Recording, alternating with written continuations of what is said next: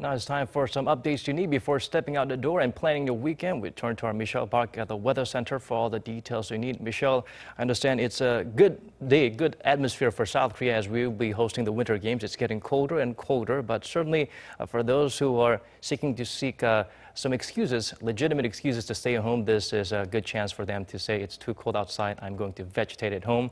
As for the weekend warriors, it's a chance for them to strike out their latest thermal innerwear sports gears, right? Yes, Daniel. Now, most of the rain has stopped, including here in Seoul tonight.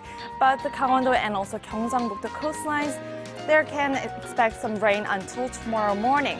And the mountainous regions, however, they can expect up to 7 centimeters of snow tonight.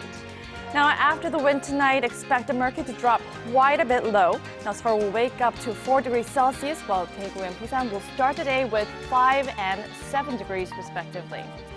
And a sunny afternoon will boost up the mercury high, Seoul rising up to 14 degrees, while Gwangju and Busan will see similar readings at 15 and 16 degrees respectively. And the nation can expect to stay dry until Tuesday of next week. Now, with the temperature reading still making high up into the teens. But be mindful of the wind chill. Take care of yourselves, and here's a look at the weather conditions around the world.